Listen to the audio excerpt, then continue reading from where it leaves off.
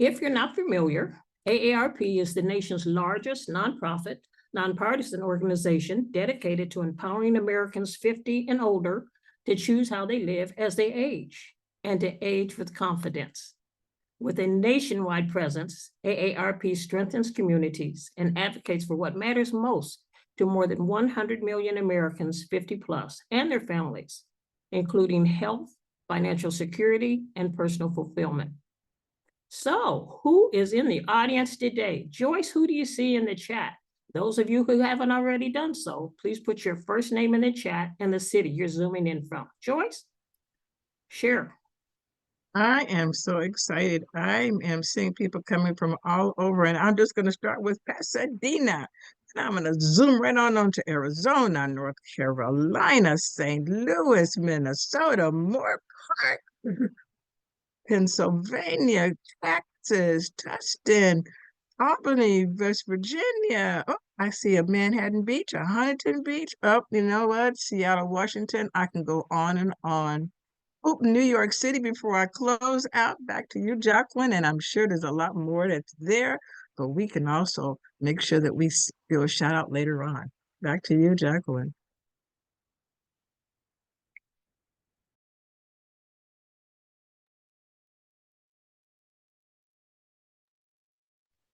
Unmute, Jacqueline. You're on mute, I think. Yes.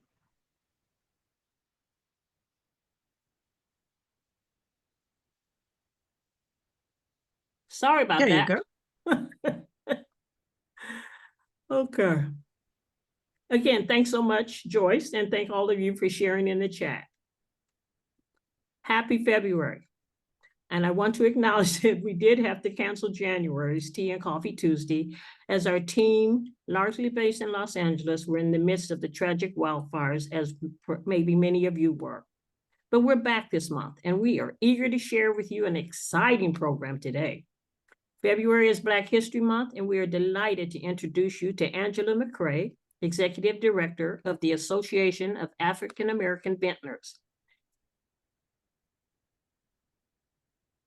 Many of us find selecting a wine a confusing and sometimes intimidating task, especially when you want it to be a gift or a pairing with a special dish. We are delighted to have Angela join us today to help us walk through how to select wine and help us be more confident in wine selection. Angela McCrae is the Executive Director of the Association of African American Vintners, recognized as a wine industry leader by Wine Business Monthly. Her passion for wine, advocacy, storytelling, and publishing have also come together in many ways. And during the pandemic, she launched Uncorked and Cultured, a wine and culture digital publication. She is also known for various initiatives such as the State of Black Wine Business Forum, the SIP Consciously Directory of 200 Black wine businesses worldwide, and the first grant program to support Black wine producers. Oh, that's amazing. Her list of accomplishments is very long, but we are so pleased that she has set her roots in California wine country. She currently serves as the state ambassador at OVID Napa Valley, located in Pritchard Hill. However, Angela's most impactful work is being the executive director of the Association of African American Vintners, established in 2002 in Sonoma County, California. Angela, it's 5 o'clock somewhere. Welcome. Thank you so much, Jacqueline, for the beautiful introduction. I didn't bring in any bottles, so I'm not going to be drinking wine during the presentation. It's a little bit too early for me today. But I just want to thank everyone for joining us today. I mean, for you to be able to take the initiative to empower yourself and understanding and learning about wine is the first step, right, to being a more conscious consumer. So I'm so excited to talk to you about savoring the moment and hopefully providing you with ways to decode wine and helping you to select the perfect bottle throughout your wine journey, whether you're at the beginning or whether you're a connoisseur. This is going to be super fun, and I want to kind of get some insights from you guys in the chat to let me know, are you a beginner? where that means that you're just getting started, so you're on that new journey? Are you a collector? Have you been doing wine for a very long time? Or are you kind of like a voyeur? Like you're literally just, seeing what's out there. You've been, maybe middle of the road, still not sure what you like, but you're really excited about being in the journey and learning more about wine. Let me know in the chat so I could kind of speak to it a bit. So, Jacqueline gave an amazing background of who I am, but I just wanted to kind of, level set as far as like what inspired my wine journey. I lived in Los Angeles for over 11 years, and being so close to Santa Barbara and having access to so many beautiful wines really allowed me to realize the value in California wines. Before, you go on the East Coast where I'm originally from, cocktails always was the first thing that you would get. Very limited selection, maybe more French wines or Italian wines, maybe even Spanish wines. But in California, I learned to really fall in love with wine. And so what I want to do is introduce you guys to 5 areas in which we're going to talk about, right? 1, decoding wine. So this is just something to really level set. So it gets rid of all the stuffiness, all the pretentious, and all the intimidation that sometimes come with ordering, selecting, and understanding wine. 2, understanding your palate. Now, that's the most important part. You got to know what you like, right? And at the end of the day, that's all that really matters.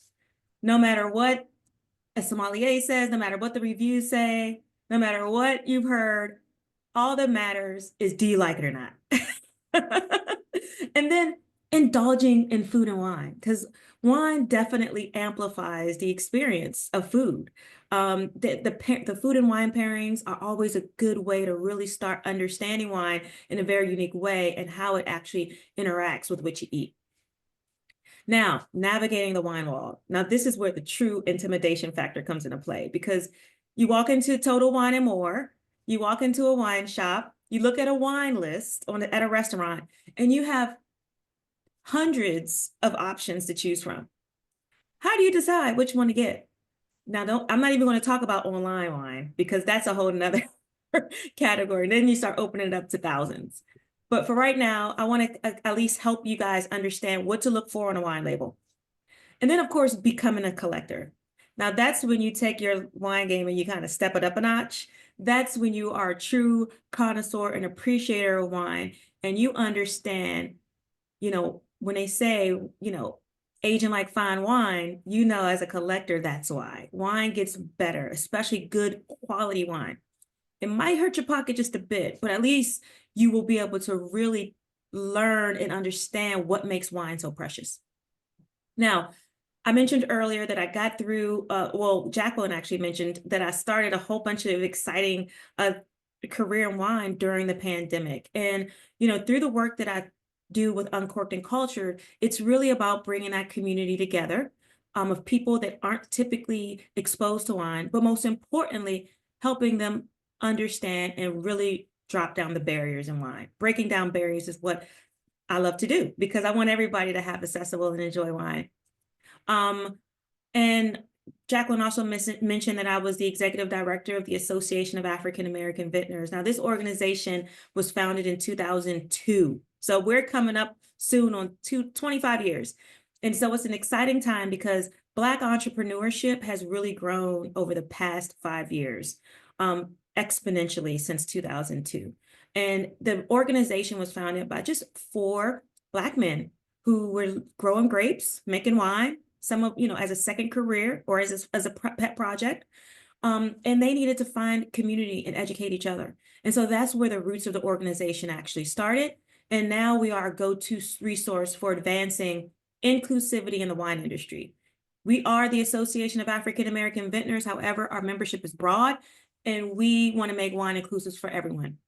So our pillars are providing comprehensive education for not just our members, but also consumers, meaning people like yourself, advocating. So that means, being in the room, letting the industry understand the challenges, the successes, and the changes that can be made in the industry to make it more accessible for more people of color and people that aren't 3rd or 4th generation winemakers or grape growers. And then the third thing is creating that community support, right? So like I mentioned earlier, it's not only for Black vintners, but it's also for wine brands of all backgrounds, industry professionals, and of course, students and our friends who want to support and be a part of this wine journey. So whether you're a wine enthusiast or just curious about picking the right bottle for dinner, today's session will empower you with tips, knowledge to make wine selection easy and enjoyable. All right, so it's super important right now to understand that wine is a connector, right? It's a connector of stories, it's a connector of cultures, and most importantly, special moments to share with your family and friends. All right, now, why Black wine? I mentioned earlier, just a second ago, about 4 generations. There are places here in this country they were established in the late 1800s, and it's going on for 4, sometimes 5 generations, right? Some of them are going in 2nd and 3rd generations. A lot of the wine industry in California is family-owned, small wineries. The stuff you see in your local grocery store is just a small sliver of the amount of wine that's available to you around the state of California and beyond. And so when you think about the revenue that comes, right? 2023, $107 billion here in the United States. That's the revenue, right, of US wine. That's the largest in the world. Okay, so we have something special here. And it's so important to be intentional about it, to be conscious about it, and understand how that power and your decisions help to empower small brands, whether it's small families, whether it's Black owned, or whether it's otherwise. Because less than 1% are owned by Black people here in the country. And so I want to make sure that that awareness is there, support and understand during Black History Month that, you know, our ancestors came from tilling the soil and land all over the country, and we can now be a part of another layer of that as entrepreneurs. All right, Wine 101. So I want to see in the chat, what kind of wines do you like? Do you like red wines? Do you like white wines? Do you like rosé? Or do you even like some bubbles in your wine?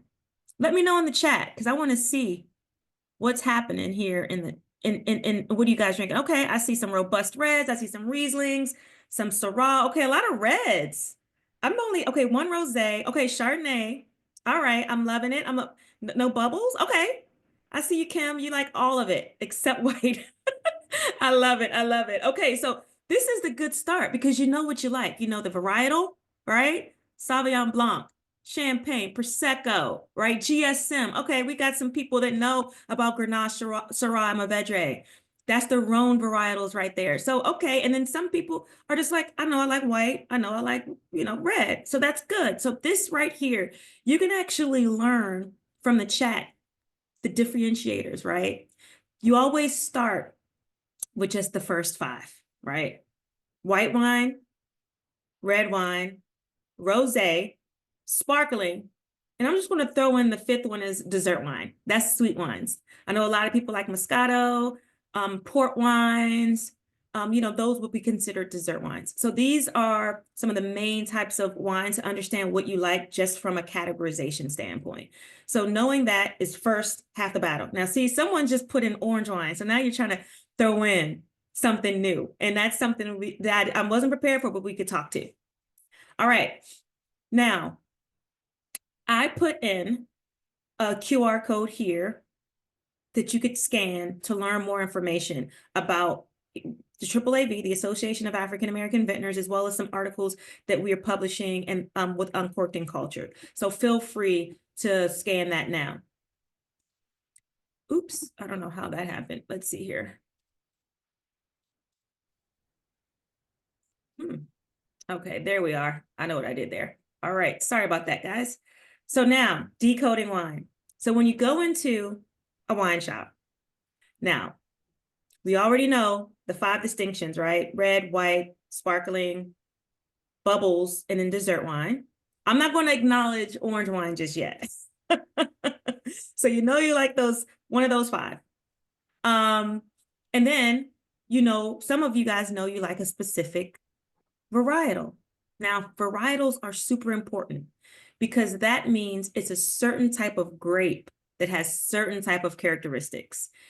And you have to try wine and experiment with wine and, go and try a different wine every time you go to the wine shop in order to know what kind of varietals you like. So if you think about a Chardonnay, right? I think I saw that in the chat. I'm going to start with the white wines. A Chardonnay is going to be more full body, right? It's going to coat your mouth. When you think about full body, it's going to coat your mouth. Just like a whole milk versus a skim milk, right? A full body is going to coat your mouth. It's also going to have creamier notes, maybe a little bit of buttery notes, nutty, maybe some apple, some bruised apple notes. So it's going to. Angela, excuse me, we're not seeing your PowerPoint. Do you have PowerPoints that you're sharing? Oh, you haven't been seeing any of my PowerPoints this whole time? Yeah, so folks are looking for your QR code and not finding it. Oh, I'm so sorry. Let me share my screen. My apologies, guys. I got right on in there. Let me share my screen now. Thank you for that. All right, can you guys see it now? Yes, Perfect. we can. Thank you. You're welcome. So these are let me go back to the QR code so that you can see it. So this was the QR code that you can actually scan.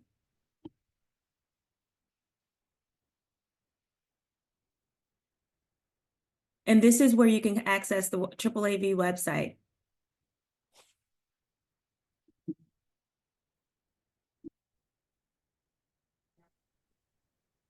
So let me take a step back to where we were at with the Decoding Wine 101. So in regards to going into a wine shop, we talked about the 5 categories of wine, and now we talked about Chardonnay. Now another white wine to consider is Sauvignon Blanc. It's bright, it's clean, it's fresh, it's acidic, so it's going to give you lemon, grapefruit, maybe also some tropical fruit notes. So these are 2 distinct different white wines. And so as you go through your journey and you try different varietals, you'll learn the different types of flavor profiles. But the first thing that I want you guys to think about when you go into a wine shop is to identify what the actual label means, because this is how you feel empowered, right? You could learn about the varietals, you could learn about the regions, you can also learn about the different types of winemaking styles to some degree. So for this one, we used a copy of Elk Cove Vineyards out of Willamette Valley, Oregon.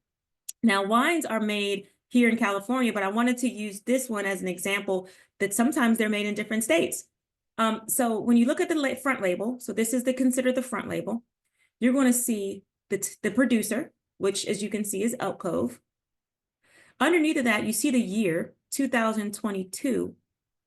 Now, that lets you know when those grapes were grown and harvested. Now, that's super important, especially as we start going further down, thinking about collecting wine. Mount Richmond. Now, that's probably the name of the vineyard. So you'll see in the back label, it says that. Nestled in the foothills of Oregon's Coast Range, Mount Richmond Vineyard. And it's an estate grown, which means this is all grown on the property that they own. Now, the Pinot Noir, that's the grape varietal. So I saw quite a few people in the chat that said that Pinot Noir was one of their grapes of choice.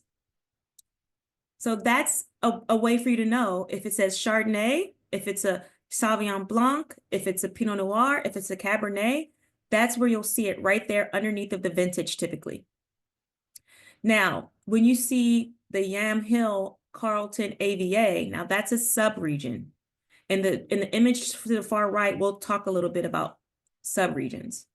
And then next, right below that is the actual region, Willamette Valley, Oregon. Now, when you look at the back of the label, this kind of gives you a little bit more detail. You get to understand that the alcohol percentage. So right here, you get to see the alcohol percentage. That lets the higher the percentage means the stronger that wine will be. So if you're looking to, have a lighter night, you might want to go with something closer to 10% alcohol content. It also, of course, has a government warning. A lot of wine producers like to give their contact information so you can see what other types of wines they produce. And then they give us a little brief, a description of what type of characteristics that wine has. So Pinot Noir is a lighter style red wine. So if you don't like a lot of the stuff that makes your mouth dry, Pinot Noir is a good option. Now, thinking about the wine region, Napa Valley, how many of you guys have been to Napa Valley? Let me know in the chat. All right, I see Jacqueline's been in Napa Valley. So you want to put any places in Napa Valley you like to go to? Right now, I want to talk about subregions. So as you can see, I have a map of the entire Napa Valley to the right of the screen, which outlines the north to the south, right? So most people, they know about Napa as a wine region, but when it comes to the sub-AVAs, it starts getting a little bit tricky because as you can see, there's quite a few, right? There's about 16 different sub-AVAs in Napa Valley. And the reason why these exist is because of the way nature works. So winemaking is one of the most expensive beverages to make because it's a lot of land, right? You have to grow these grapes. The quality of the grapes really dictates the quality of the actual wine itself. And then the location of the wine also dictates how expensive that wine is going to be. Now, the reason why Napa Valley is such the most prestigious wine region in the United States is because it's perfect weather conditions. It's different elevations. It's different soil types. They call it subclimates. So it has all these microclimates that exist within the entire valley, all the way up to the mountainside. So as you can see, all of those color codes kind of give you an example of the different footprint of all those different sub-AVAs. And that means that each one of them is going to have a distinct flavor profile, a distinct microclimate, and very distinct wines that come out of those places.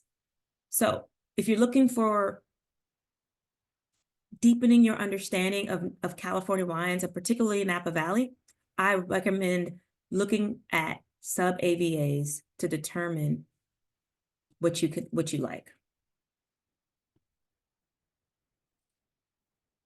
All right. I didn't want to go too far into detail with this, but I wanted to kind of give you guys a quick understanding of where I'm at here in Napa and also how your wine journey can actually go in all these different directions, right? It's a lot once you start getting peeling back the layers. So now the shape of the wine bottle. Now this is something interesting. I don't know, has anyone ever talked about the shape of the wine bottles and understanding what those mean? So we mentioned some of the most consumed wine varietals: sparkling wine, Sauvignon Blanc, Rosé, Chardonnay, Cabernet Sauvignon, Pinot Noir. But the shape of the wine bottle can tell you a lot about its origins. So I don't know, have you guys ever noticed at the bottom of a wine bottle, there's a dip, almost kind of like a little dimple at the bottom, and it varies. So what that is a punt. And it's really, I've had people earlier when I didn't really know much about wine, people said that lets you know it's a good quality wine, or, it could tell you different things about the wine. But in all actuality, what it's really doing is helping to give bottle strength and structural integrity. So sediment happens over aging. You don't want a bottle to tip over. So it really helps give it a great structure. And and that also has a lot to do with glass weight and the weight of the glass that is used for the bottle. Now, certain bottles designs are engineered to maximize space and efficiency, to minimize the risk of breakage during transportation and packaging. But today, I just want to kind of show you just an example of one brand and how they have different bottle styles that's really distinct to its varietal. So the first three wines you see on the left, those are all Cabernets. One is a red blend, but they're all pretty much the same. Some wine brands, you can see that third one is slightly larger, and that's because it's single vineyard wine. So they want to make sure that it's distinct, it's elevated, and has more elegance and differentiated from all the other regular blended wine. And you'll see it has a different color foil top, right? To kind of give that distinction. The bottle in the middle, that is a magnum. So that's actually 2 bottles of wine in 1 bottle. So it's, instead of just a 750 milliliter, it's 1.5 milliliter. So if you're ever doing parties, or you're going to go to a big event, or you're hosting something and you want to, have something grand, you want to go with the magnum.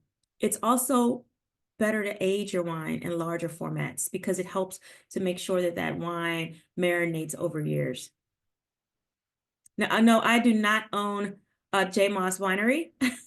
This is actually one of our members, one of our AAAV members. This is his wine. So he actually has a winery in Napa Valley. Also, if you notice, you go cork. So all the first 5 wines are all corks. So that's a lot of red wines, a lot of high quality ageable wines. They prefer to use corks because it allows air to continue to get into the wine, to continually allow it to age with microscopic air introductions. And that helps the wine mature, particularly good quality wine. But if you notice, the second to the last wine, or the furthest, wine to the right, the rosé, that has a screw top. Now, a lot of people, they assume that, screw tops is not good wine, but a lot of people like screw tops because it allows the ease. It's convenient for users to drink it. It also, it keeps that crispness because it's metal instead of cork. And, it's a preference. It's cost effective. So definitely don't be scared to try screw tops, but definitely don't age screw tops because you want to get that microscopic air in there. So definitely do not age with screw tops. But you notice how this last white bottle, now this bottle, the shoulders, which as you notice, all these wine bottles have distinct shoulders similar to our human shape. But on the right, the shoulders kind of fall off. And that's the shape typically you'll see in Chardonnay bottles. That's a distinct bottle shape. Pinot Noir also has a distinct bottle shape. Champagne has a distinct bottle shape. So all these different things allows you to understand like what to look for and why some of these things exist.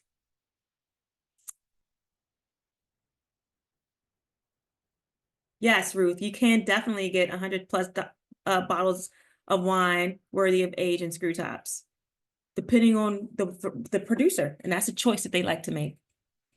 Now, palate, please. Now, these pictures are kind of cool because I had a chance to work my first harvest in Napa Valley in 2023, 2024. So these are just images of me working, steaming barrels at the top with the green t-shirt, at the bottom and to the right. This is me literally doing berries analysis where I was going out in the vineyard, pulling grapes off the vine, literally, and crushing them to make grape juice. And what we do is we go back to the lab and we have to then measure all the different levels of acid, tartaric acid, malic acid, all the things that make grape phenology. If you think about any fruit or any substance, it has all these different properties in it. And I would run around and we would test this juice to see if it was ready for picking, how ripe the grapes were. We would also pick pick to make during harvest when the sugar levels got to a certain point is when we would determine when it was time to pick. So it would be a balancing act of sugar levels being high, pH being at a certain place, tartaric acid, all this stuff has to get to this beautiful balance before the winemaking team would make a decision to pick those grapes. So that was a fun understanding. And it's also allowed me to understand the importance of palate, because understanding how the flavors hit in your mouth is so important. And the main 5 taste sensations, as we all know, is sweet, right? Sour, bitter, salty, and umami. And so this is what our tongue tastes. This is what the sensations we get in the tasting process. And so when you think about how that our body works, and then the common flavor profiles for wine, then that'll start introducing you into why food and wine kind of works together, right? So common wine flavors that people think as like fruity, I think some people mention that they say they like fruity wines. Some are floral, which is a little bit more delicate, not necessarily herbaceous, but somewhere less fruity and going somewhat more on a spectrum of herbaceousness or earthy tones, spice, right? These are things that are most common you think about when you taste wine. And understanding that when you drink wine and just try to figure out what are the 4 flavor profiles you like, or that you notice rather, fruity, floral, spicy, or earthy. That will get you so much closer to really understanding your palate and being empowered when you go into a wine shop or you look at a menu on a restaurant list and you're thinking about what kind of wines you prefer and what will work. What recommendations wine professionals can help you with during the process. So this also goes back to what do you like? Like, do you like sweet snacks? Do you like salty snacks? So all this kind of plays a part into wine. All right. Now, let's take it a step further. Now, I wish we all had wine. I wish we all had wine because then we can literally just go through a tasting and literally identify and go through some of these flavor profiles. But, you can do a few things on your own, though, to better understand your palate. 1, attend wine tastings. A lot of wineries now have wine clubs. They do special wine tasting events. And definitely, I encourage you to try to either do virtual tastings or Google and look at areas, places in your area and where you live to see if there's any in-person wine tastings. The best way to learn wine is to sit in front of 3 to 4 glasses of wine and taste them side by side. Most of us aren't going out and opening 4 bottles of wine at home just to play around, right? It's too expensive. But you could spend anywhere between $25 to $75 and learn about wine in one night. There's also a way to do wine, right? So when you think about understanding wine is 5 things. You look at it, you could tell if it's red, white, rosé. If it's very light, the color, what's the spectrum of amber versus grassy green in the white spectrum. So there's all these different things to look at. Swirl. So when you swirl, you're opening up and letting more air get in, which allows you to get more of those aromas and allowing the wine to kind of settle in. I don't know if you guys noticed, but when you pour a glass of wine and you let it sit for 5 minutes, 10 minutes, 30 minutes, you'll notice it changes. It doesn't taste the same, right? So wine is constantly evolving in the glass. Then you sniff it, right? After you swirl it and you let that air in, you sniff it. And that allows you to start identifying some of those characteristics, right? Is it sweet? Is it fruity, rather? Is it floral? Is it spicy or is it earthy? Then you sip it. And that's when you really start to understand and those flavor profiles just start coming at you. And then most importantly, as you savor it, you're understanding whether you like it or not. So if you enjoy sweeter wines, I would definitely suggest Rieslings or Moscato. If you love bold coffee or you like bold things, you might enjoy a Cabernet Sauvignon. I think quite a few of you guys like that. And then, everybody's palate is unique and it can evolve over time. Now I see a couple questions where someone asked, why do some white wines taste like dirt? I guess that's earthy. Yes, that is earthy. So you'll hear some people say it tastes like forest floor. So that's a part of the terroir. That's a part of the soil. That's a part of nature. And depending on the winemaking style, depending on the region, that's all going to play a part of that. And if you like it, buy more of it. And Google like what are more earthy wines, and that'll help you understand different varietals and different regions that can actually play a part in that. All right. Food and wine. So now this is the fun part, right? Because we know we all like to eat. I mean, I don't know if you guys have some fun food and wines you'd like to pair together, put them in the chat because you might be able to share something with someone and inspire them in the chat. So if some of you are connoisseurs, please put in some recommendations in the chat and help share with the rest of the AARP members and bring them along on your wine journey. Yes, Rachel, Total Wine & More does a quite a few of tasting classes, and also your local wine shop. They'll do like tasting Thursdays, or they'll open up bottles and have tastings throughout the year. So definitely check that out. All right. Now, when it comes to indulging in food and wine, what you want to really think about is matching the weight, right? So we talked earlier about, I mentioned how Pinot Noir is a light bodied wine. So it's a red wine, but it's light bodied. So instead of drinking that with a steak, it's probably better to pair that with like fish or chicken, or maybe like a light pasta, right? However, for those big, rich, like red meat, beef, rich stews, lamb, a full-bodied red wine will go perfect. So that's the weight. Now, remember, I was talking about, I think I compared it to skim milk versus whole milk. So that's kind of like my comparison. So we all know, we drink milk, we know there's a spectrum of milk now. Skim milk kind of goes back really light, doesn't really leave much on your mouth feel, but that whole milk is going to coat your mouth, and you're going to be smacking those lips for a bit, right? Because of that feel, that heavy body feel. So that's what I mean about match and body weight. So acidity matters. So I mentioned earlier how Sauvignon Blanc is a high acidic kind of wine, right? It has that lemon, that grapefruit, that tropical notes. And so that goes perfectly with salad, greens, right? Maybe even like a lemon herb fish, or something that has those similar acidic flavors in it.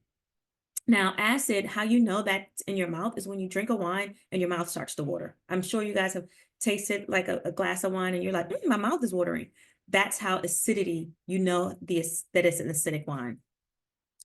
Now, this is a trick that I don't know if everyone knows about, but sparkling wine goes very well with salty foods, particularly fried salty foods. So if if you have a nice restaurant in your area where you like fried chicken, definitely pair it with a bottle of champagne or a bottle of sparkling wine like cava or prosecco. Anything fried that's and salty goes perfect with sparkling wine. The bubbles just work well together. And then consider richness, right? So when you think about richness, fatty foods benefit from wines, and you got to think about it helps cut through that fat.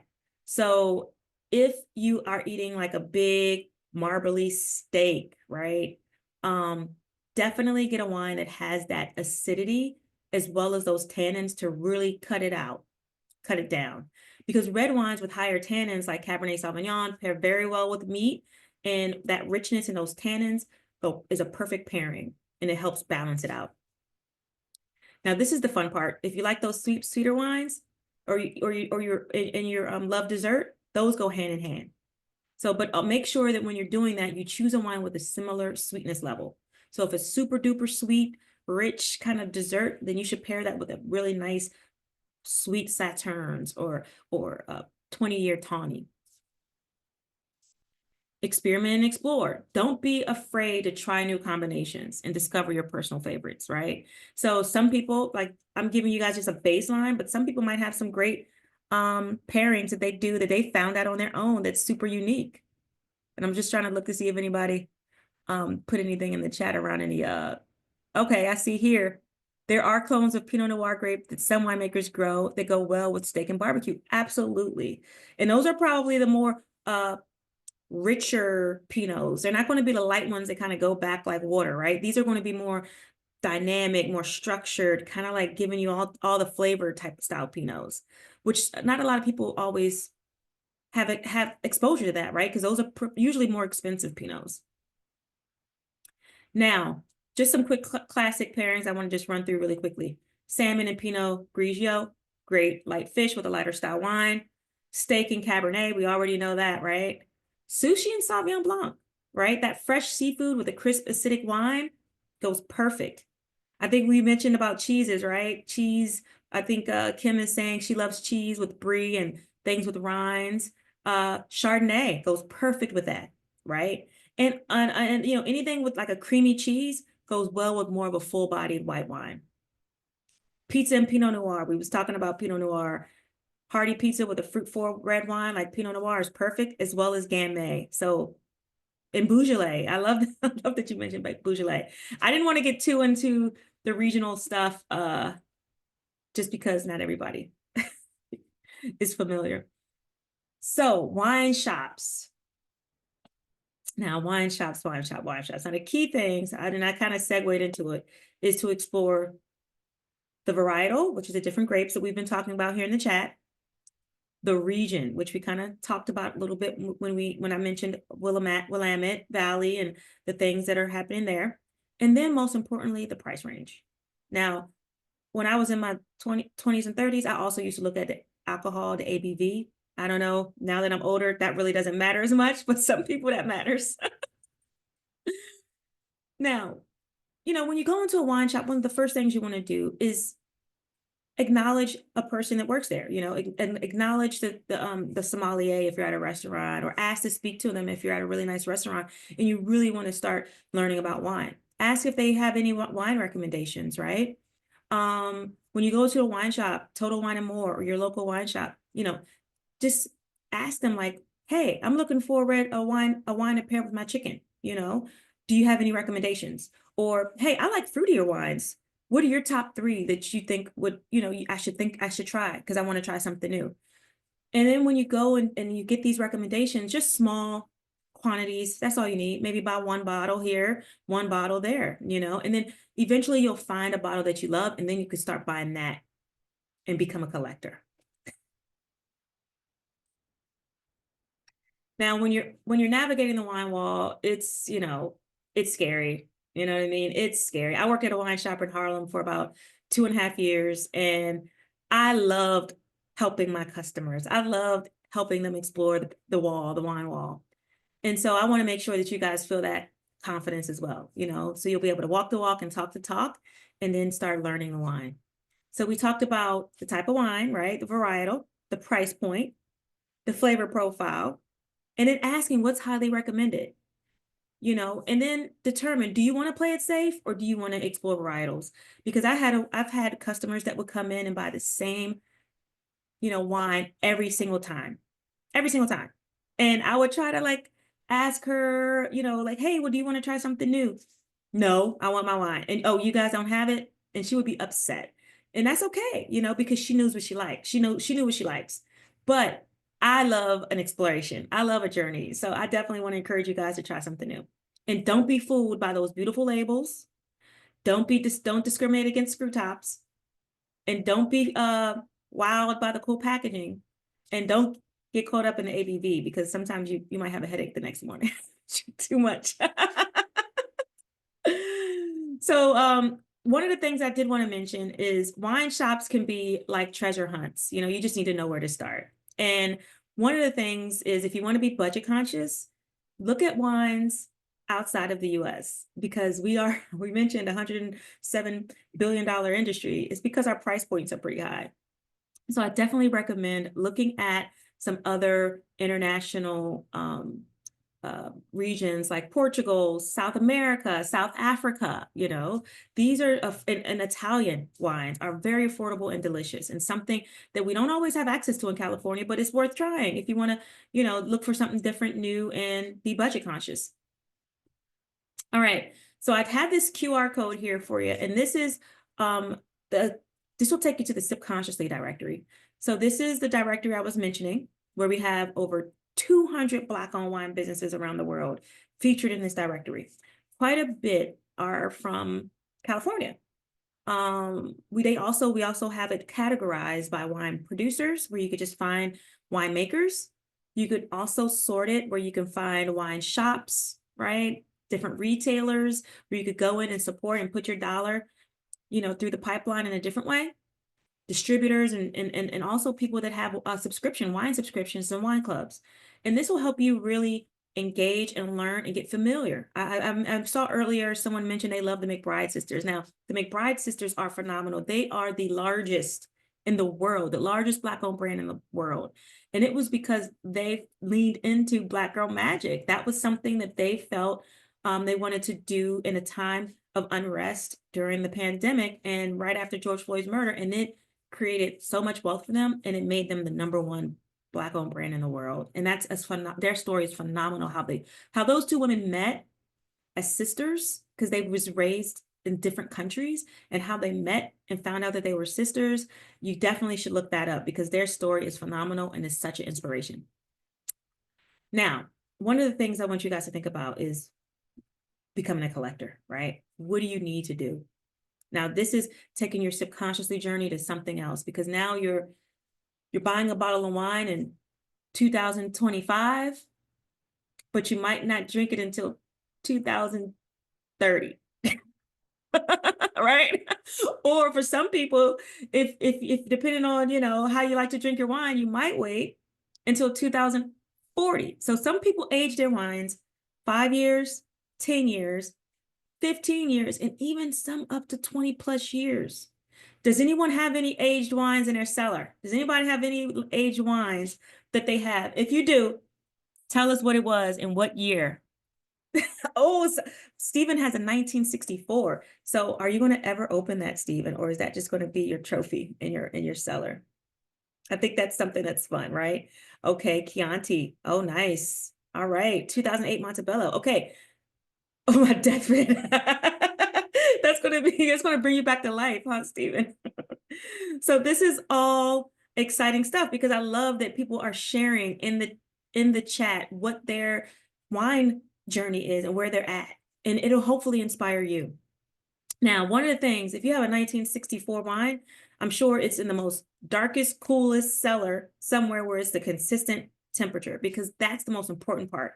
If you're spending $75, $50, $75 or more in wine, you want to make sure you store it properly. I mean, all wine should be stored properly, but if you're spending a significant amount of money, you definitely want to make sure that that wine is stored in either a refrigerator, a wine fridge, right, at about 55, 65 degrees. I would say 55 ideally, but you could do it at 62. I would also encourage you to make sure that if you have a cool basement in your home where the temperature is pretty stable, you could put it there downstairs. I personally, right now, it's not really hot, so I still have wine in my closets. But once it starts to warm up, I'm going to have to figure out a new solution. So just definitely make sure you're storing your wine in a cool, dark, and consistent temperature. And also, as you open wine, so say if you have, see somebody has a 2004 Chateauneuf de Pape, as you start opening wine, most people when they sell their wine, they don't just buy one bottle. They'll buy a few bottles, right? Because they want to open it at different stages of aging. And if you do that, consider keeping notes about what you like, especially when you purchase it and you had it for the first time, or when you open it for the first time. Understanding what you like about that wine allows you to know what's in your cellar and keep notes of what exactly you have. And there's apps that actually help you with that.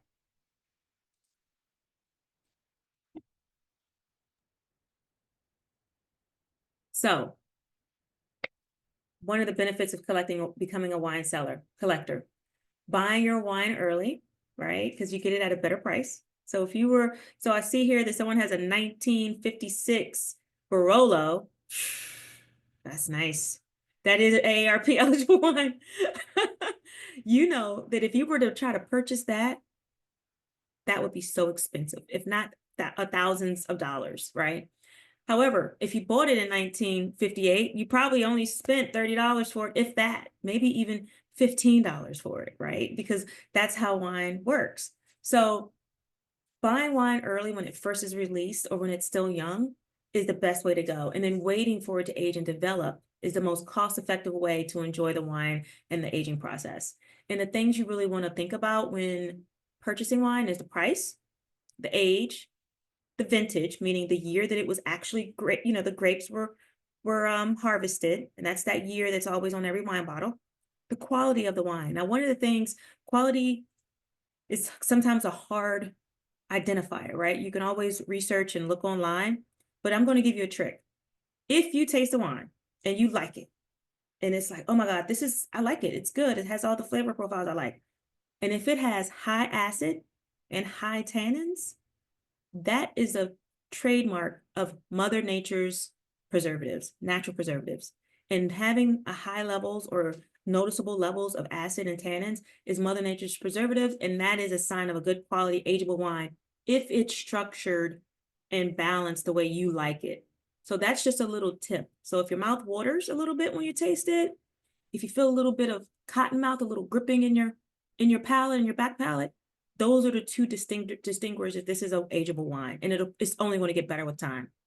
And that allows you to understand its future potential, right? So 8 things. Know your palate, which we talked about earlier, right? Setting a budget, because we don't want you to go bankrupt buying all this wine. Choose an age-worthy wine. Proper storage. Now, Kimberly just asked how to store wine. You definitely want to lay your wines down. Cork lower. Exactly, Stephen, you answered the question right there. And then if you know you're going to be aging it for 20 plus years or 10 or however many years, make sure you turn that bottle every so often, maybe once a year or every 6 months or whatever. Just twist that bottle when it's on its side, and that makes sure that the sediment doesn't stay on one side and you're constantly giving it optimal conditions. 5, join a wine club. There's so many out there. Joining a wine club is going to be the best way for you to understand wine, and also allow you to support smaller wine producers. Keep records. I mentioned there's apps for that. There's notes you could take. Diversify your collection. I mean, I know a lot of people who have exclusively Cabernets in their collection, which is great. But Barolos are amazing. Chiantis are amazing. Barbera, I love. Petite Syrah. You know, there's so many different varietals that you can age and store. And I definitely encourage you guys to think about and explore different varietals. And then most importantly, have fun, right? Researching, learning, and enjoying the process. Really make it have fun. Okay, so there's a lot of questions in the chat, and I want to give room for that. So if you just click on this QR code, just whenever you see a QR code, just click on it and it'll take you to some type of informative information.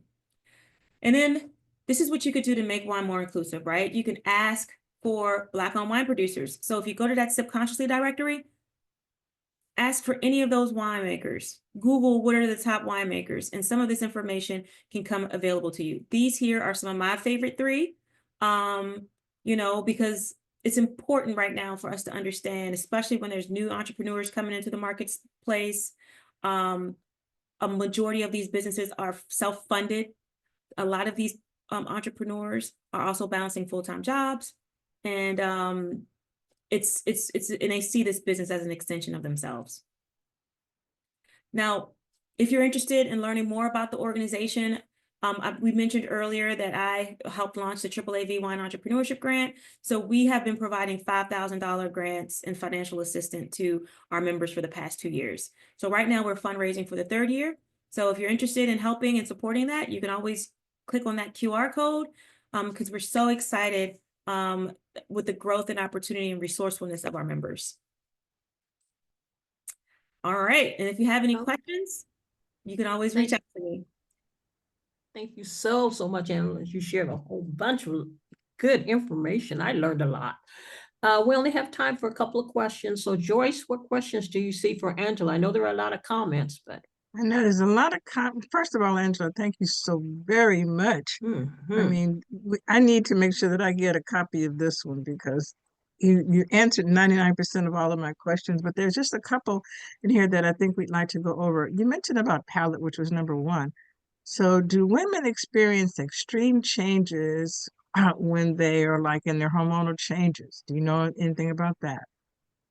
Well, I will just say this I can only speak from a personal standpoint because I'm not a medical professional, but I will say that my palate changes. Like I'm in starting in that hormonal change process of my life. And I noticed that I'm super sensitive to certain alcohol levels, and also certain sweetnesses. But I also think that, you know, I can't say that it's attributed to hormones specifically, but I do know that as the more wine you drink and the better quality wine you have, your palate definitely changes and evolves. So no, whether you're a man or whether you're a woman, the likeliness of your palate changing is going to happen as you consume more unique, different wines. How important is wine tasting? I know it's a simple question, but how important is that? Now, I don't, if you mean going to actually attending wine tastings, I think Yes. it's a fun way to learn and engage in wine and be a part of the process. It also allows you to see different parts of the winemaking process. You get to go to vineyards. Some people do vineyard experiences, touring around vineyards, food and wine pairings. You get to meet the winemaker. You know, there's so many different fun things to do when you go to a winery, right? And then you get to bring people along the way. So it really creates this fun, relaxed, kind of like elevated experience for you to have a great afternoon outside in the beautiful, you know, and see the beauty of wine country. Thank you so much. You mentioned about shelf life, kind of like on the wines, turn the bottles upside down or on the side. But this question is, how do you determine the shelf life of the wine? You know, you'll get a wine bottle, you know, whatever day that you get it, but then again, the shelf life, how would you determine that? I guess is what the question is. Yeah. So when you think about shelf life, you got to also remember that there's a few ways to do it. One, you can always research it, right? Google helps. There's so many wine resources and educators and reviews that can actually, you could literally Google, is this wine ageable, or how long can I age this wine? Like that would be probably the easiest thing. But I mentioned during my presentation that Mother Nature has natural preservatives in Right, grapes, and that's the acid levels and the right, tannins. When you have that beautifully present in your mouth when you're tasting the wine, and it's a balanced wine that you like, and it's structured, and you taste and feel that acid, and you taste and feel that tannin structure, then that's going to let you know this is an ageable wine. Now, I'm going to be honest with you, price point does matter. The price point does matter. I'm going to be honest with you. Now, I'm not going to say it has to be $100 wine, right? You could most definitely find a $30 bottle of wine that's ageable. But you have to do your research, and you have to also taste it first to really understand it. Because I've had wine that was like, maybe, I don't know how much it was, but it was aged and it was like oxidized and it just wasn't good. okay. So you got to make sure that it's a balanced wine with those right notes. Okay. A couple of other quick questions. You mentioned about refrigeration. So now they're really asking, how long can wine last in the fridge after openings and you securely secure that cork? Now, And this, securely curing that cork is a whole nother story. So yes, how do yes. you do that? So I would definitely say, like, red wines, I would keep them cool. So if you opened up a red wine, instead of just keeping it on your counter, put it in the fridge. Whether it's your wine fridge, make sure it's secure though, or in your fridge, your refrigerator door, because that's going to make it fresher longer, right? So I would say if you're drinking a red wine at home and you open the bottle, you probably have about maybe 3 to 4 days if you keep it refrigerated after opening it, because what happens is oxygen oxidizes the wine. As we know, if you keep it in the glass, it changes. So if you keep it in the bottle and it's open, there's more oxygen, it changes. So I would say no more than 4 days. 4 days. Okay. But you can Google, I mean, some people, like, I sometimes put wine in the freezer. I mean, that might be blasphemy for some, but before white wine, I think you could probably, because you're going to keep a white wine in the fridge anyways, you could probably go upwards of 4 to 5 days. Okay. Okay, 4 to 5 days. And there's some other ones here, but like you said, I can't really go on. But again, thank you. I know one of them is definitely, you know, like how to store your wine bottles, like upside down or laying down. But you definitely said make sure that they're lying down vertically, right? And then turning them a couple of times or whatever. Is that true? Still true, right? Yep, Yeah. absolutely, absolutely. And at the end of the day, I feel like wine should be fun, right? And not intimidating. We all should have fun in the process. And it's all about finding what you love and savoring the experience. And don't let anyone intimidate you. Like, it's easy to go into a restaurant or read a menu that's all in French, or all, and saying all these words that you don't know. Ask the question, and if the person isn't respectful of your question and isn't engaging you and meeting you at where you're at, and then try to encourage you to, to learn the process, then there's something wrong with that person, and it's not anything with you. So Just thank you guys for taking the time and speaking with Thank me. you so much. I really appreciate it. Back to Jacqueline. We have so many more questions, but we're definitely going to make sure we get this video, and then we can be able to move forward. But thank you again. Back to you, Jacqueline. Again, thank you so much, Angela. This is a fantastic presentation. And I know we all have a lot of great takeaways from this wonderful presentation. If you're interested in rewatching this program or our previous programs, you can visit our Tea and Coffee Tuesdays webpage. The link has been placed in the chat. Our next Tea and Coffee Tuesdays meeting, Tuesday, March 12th, 2025 at 9 a.m. We'll be meeting with Ryan Kawamoto from Senior Planet, an affiliate organization of AARP, who will be sharing all the free resources available for older adults who want to learn how to be online safely, take a variety of classes, and meet new people online. That will be very interesting. And please join us for a variety of exciting Black History Month programs throughout the month. A big thank you to our guest, Angela McCrae. I have a whole new perspective on wine now. Our chat moderator, Joyce Howard, our tech specialist, Sarita Cardoza, and of course, our AARP staff, and all of you for joining us today. Again, I'm Jacqueline Cole, your AARP volunteer host. Thank you so much for joining us today. This concludes our program.